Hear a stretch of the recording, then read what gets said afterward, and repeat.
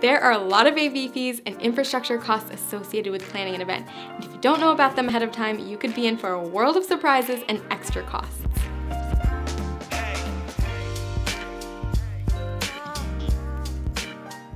Hey, I'm Katie with Endless Events, and when you're planning an event, there are a lot of fees and costs that you should be aware of so that you can build them into your budget, otherwise you might be in for a big surprise.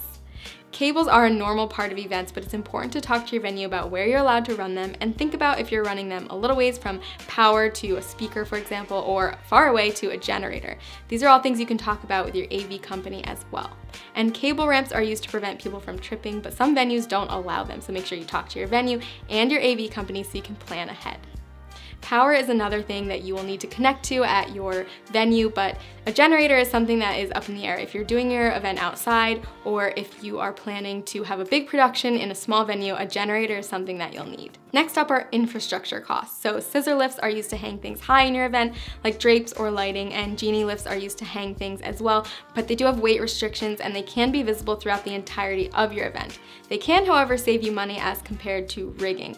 So rigging can incur the highest cost. This is because of the labor involved, and also the rigger needs to be certified, so it can't just be any AV professional. Because of safety issues, a lot of venues are requiring that you use their in-house rigging service. There are some venue AV fees you should be aware of, like service fees. If you see this, make sure you get a detailed description of what's included, and if you think it's unreasonable, try to negotiate it.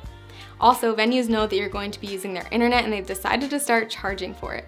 If you're going to be live streaming your event, this is an option that you'll need, but otherwise you can look into other options and see if you can negotiate it off of your quote.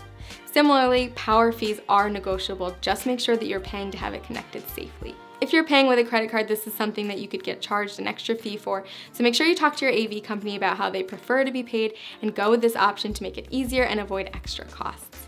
And if you're using an outside AV company, the venue will sometimes charge you a babysitting fee. This is having an in-house tech watch over your setup and make sure that everything is going fine and that you're not damaging any of the equipment.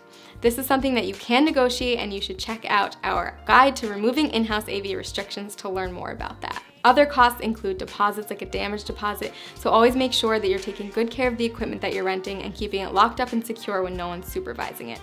And permits. You might need to have a permit if you're using a generator, or if you're using things like CO2 or haze, you might need a permit and a fire marshal. Also, if you're doing something that's going to be making a mess like confetti or a balloon drop, your venue might charge a cleaning fee, so check with them about that as well. As you can see, there are a lot of costs associated with planning an event, so make sure that you are well aware of it ahead of time and you can build it into your budget. If you want to learn more about this, you can click the link and head to our blog post, where you can also download our event AV budget template, which is free. Let us know in the comments below if you have any questions, and don't forget to give this video a like and to subscribe for more useful tips, and I'll see you later.